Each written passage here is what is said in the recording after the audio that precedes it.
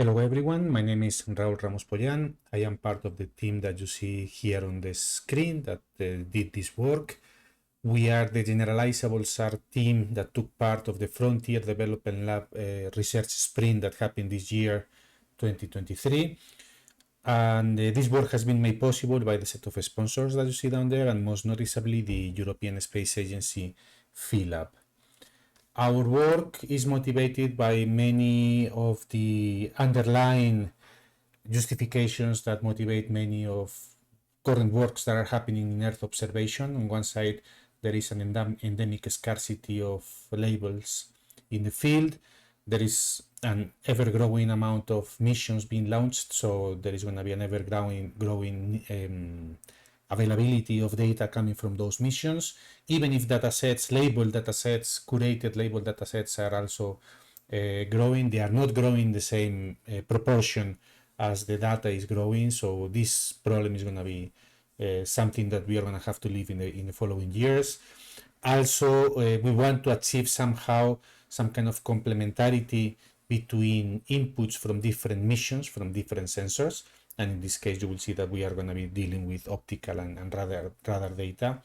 We also want to address at some point this issue of generalizability of models. This is models that should be able to be applied across the planet, and also with a practical consideration in mind, in the sense that we are aware that in many occasions not all models can be applied everywhere on the planet, because sometimes not all missions are available everywhere on the planet all the time, and not even all the channels in the different missions are available everywhere.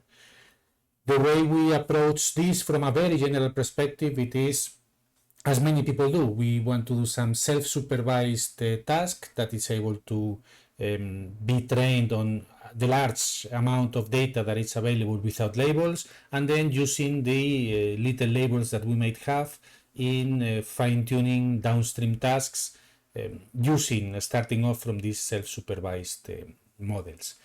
Of course, we want to create multimodal datasets so that we can actually experiment with models that take into account different kinds of sensors, and we want to create large datasets so that we can show that our models are able to work throughout a large part of the Earth and in a variety of different downstream tasks that we are going to be seeing. And of course, we are going to be having some kinds of considerations in order to be able to deal with situations in which we have missing channels, missing modalities, with the underlying goal of providing robustness in the models that we develop. In particular, we are going to be creating large multimodal datasets with Sentinel-2 RGB optical data, with Sentinel-1 amplitude, and with Sentinel-1 coherence. So we are going to be having a 3-modality dataset and across 5 large areas of interest around the world. Our model, our pre-trained self-supervised model, is based on CLIP.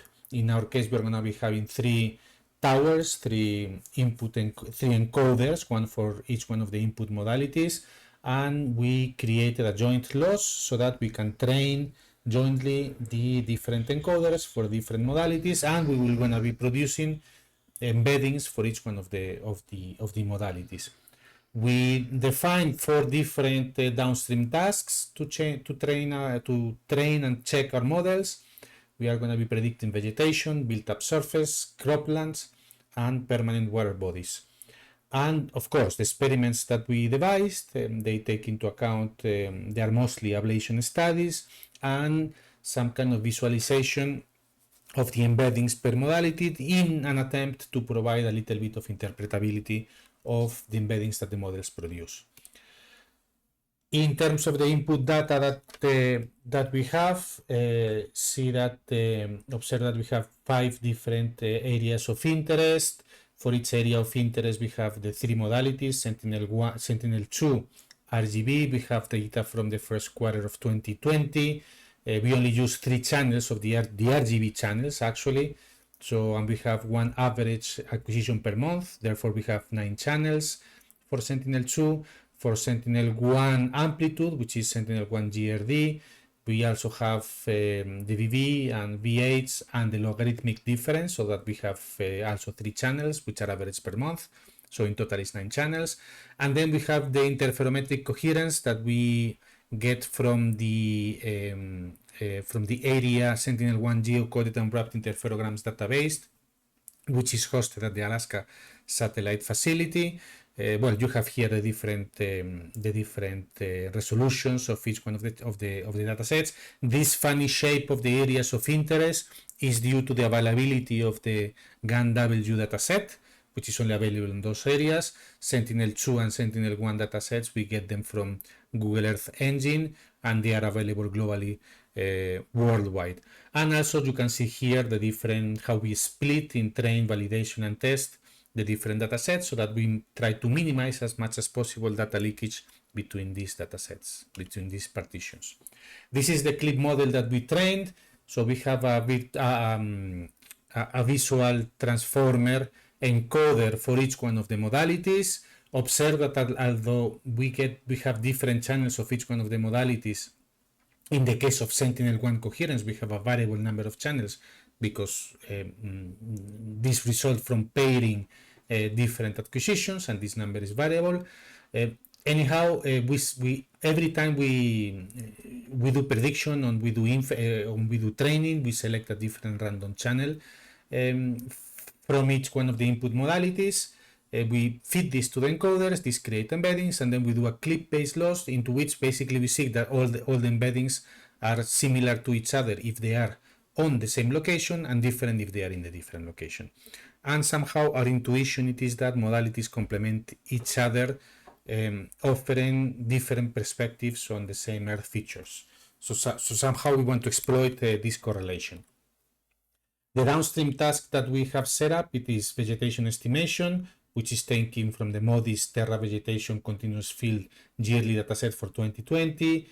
A measure of the built-up surface, which is done by the European Union Joint Research Center for 2020.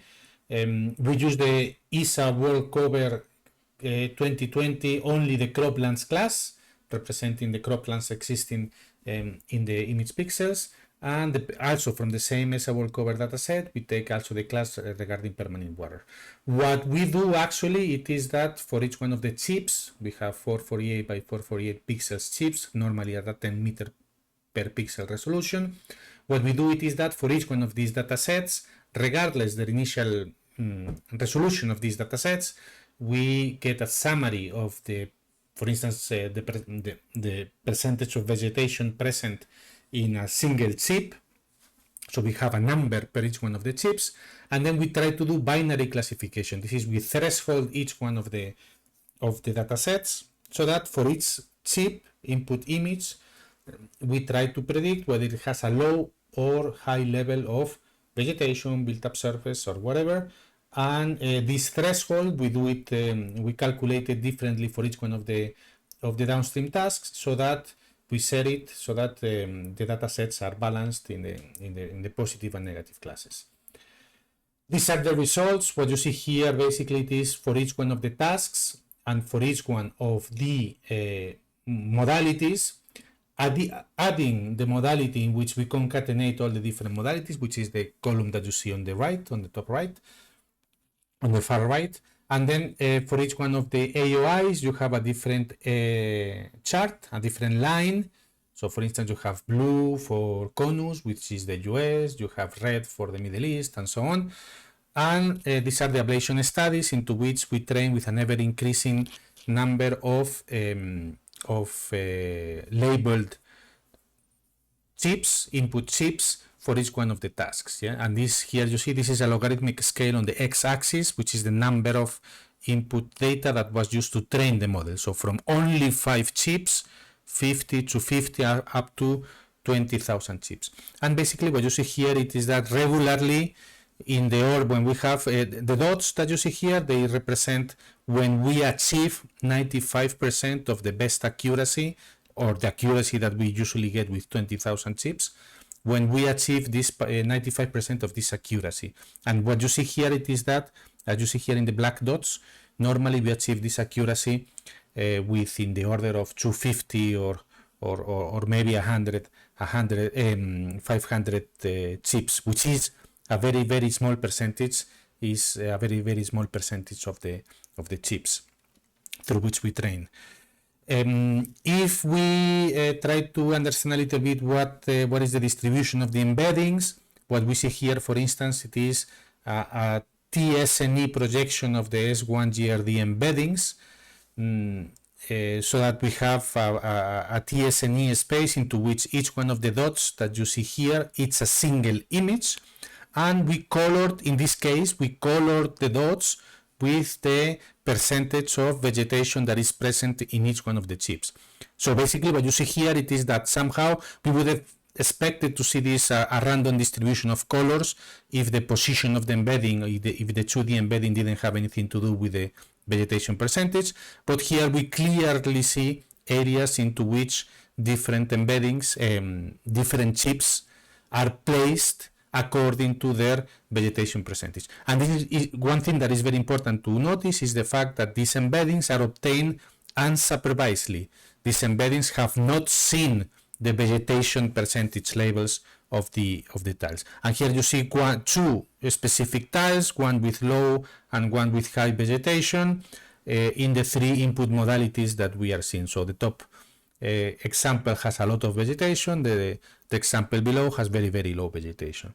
And if we see this with all the different modalities and the different downstream tasks that we set up, you see that in all cases the embeddings are sensible to disease. They have clearly different separated regions for low and high values for each one of the downstream tasks. And observe that each column, the embeddings, like the images, are placed in the same position in the 2D TSNE embedding space. This is why the shapes are all the same in the same column of all these blobs, but the coloring is different according to each one of the downstream tasks. So this is pretty much everything what we did. To wrap up, we show that with very few labels we are able to achieve high percentage of the accuracy that we would have obtained with the full data set. You may discuss whether 250 or 500 chips or samples or shots are few shots or not.